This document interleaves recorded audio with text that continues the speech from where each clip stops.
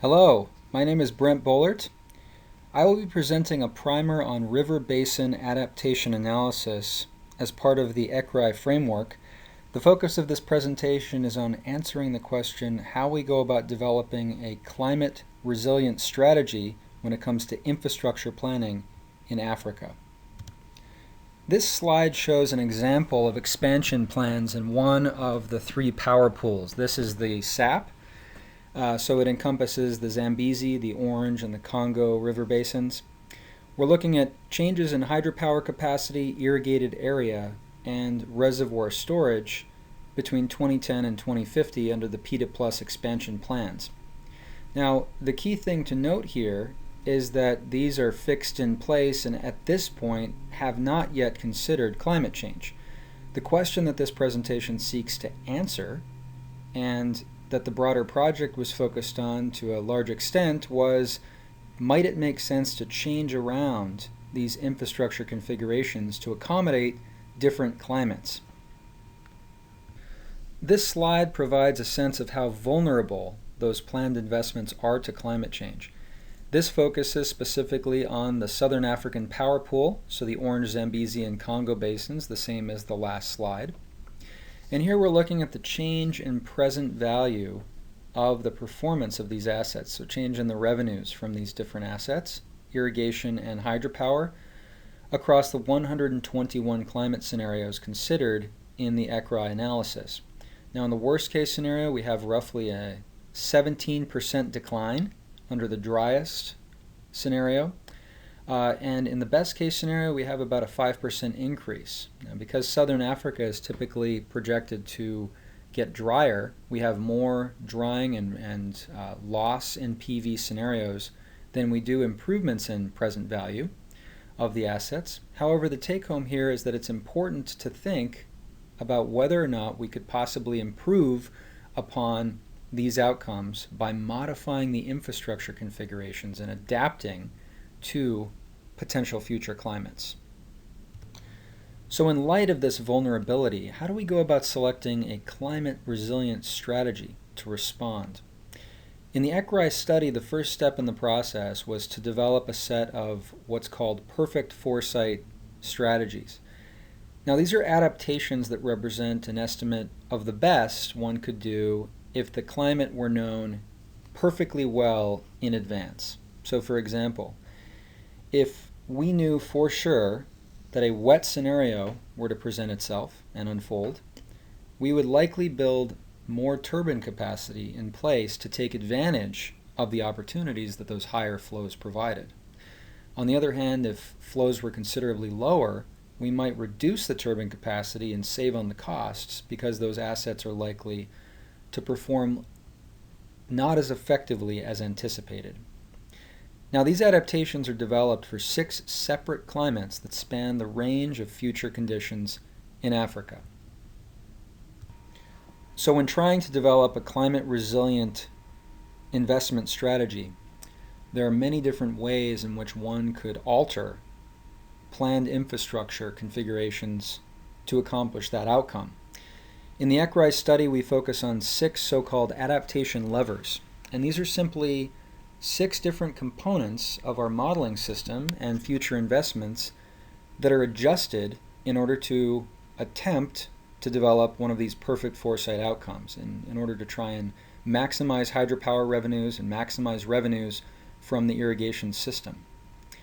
So we also call these decision variables because they're variables within the model that we're making a decision about. These include planned turbine capacity, planned reservoir storage, and average conveyance irrigation efficiency. And that's irrigation efficiency of the conveyance system from the river to the farm.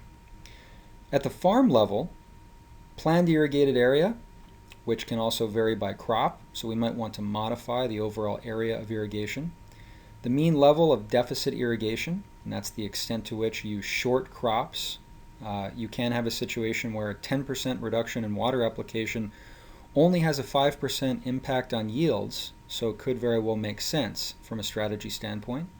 Mean field level irrigation efficiency, this would include sprinkler, the actual technology on the ground, drip irrigation, for example.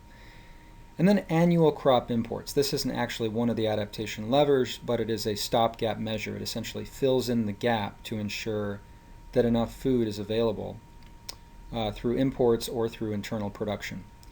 Now, in terms of the range of lever modifications, we don't allow continuous changes, but rather specific levels for each of these decision variables to be fixed at, and this is all conducted within a program that repeatedly runs the water systems tool until the ideal configuration of these different ranges and levers is developed. Having selected the 6 adaptation levers, the next question is, how do we go about identifying the perfect foresight strategies with our modeling tools?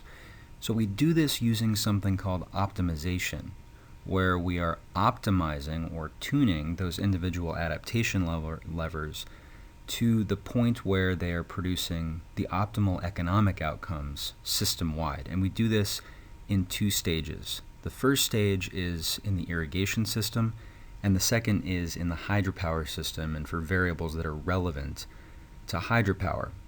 Now, in that first stage, the reason we start with irrigation is to ensure that before we consider hydropower outcomes, we're ensuring that we have food security within the country. We employ 2 different models for this. One is the WEAP, which is the Water Evaluation and Planning tool that is discussed in an earlier lecture in this series.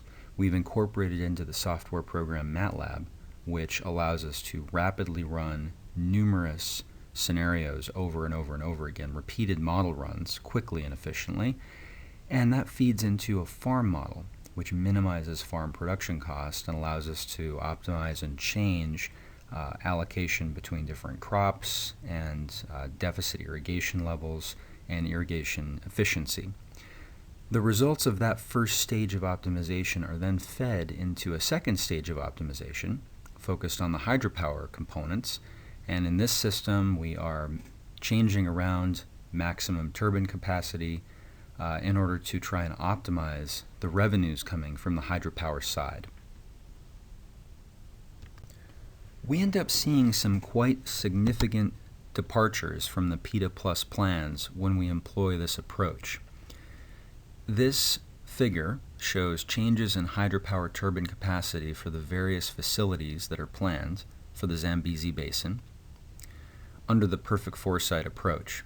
So the columns each represent individual climate scenarios that correspond to perfect foresight strategies, the idea being that the climate scenario, the climate projection for each of these model emissions combinations is used to drive changes in the adaptation levers that then generate a perfect foresight outcome, perfect foresight strategy. Down the left side, we have all of the individual facilities that are planned in the Zambezi Basin. And at the top, we can see that some of these climate scenarios are wetter and others are drier. The rightmost, GIS 85, that is a model that is under the RCP 8.5 emissions scenario, is one where we get the driest outcomes. Now, the top block of these cells is reservoirs and the bottom is run-of-river. The most important thing to take away from this chart is not focusing on any individual cell, because this is not an investment model focused on the changes in design for individual facilities, but rather the fact that there are large changes in PETA Plus plans when we take this approach, and they tend to align with climate scenarios. So drier, we end up seeing generally greater reductions in turbine capacity because there's less water in the system.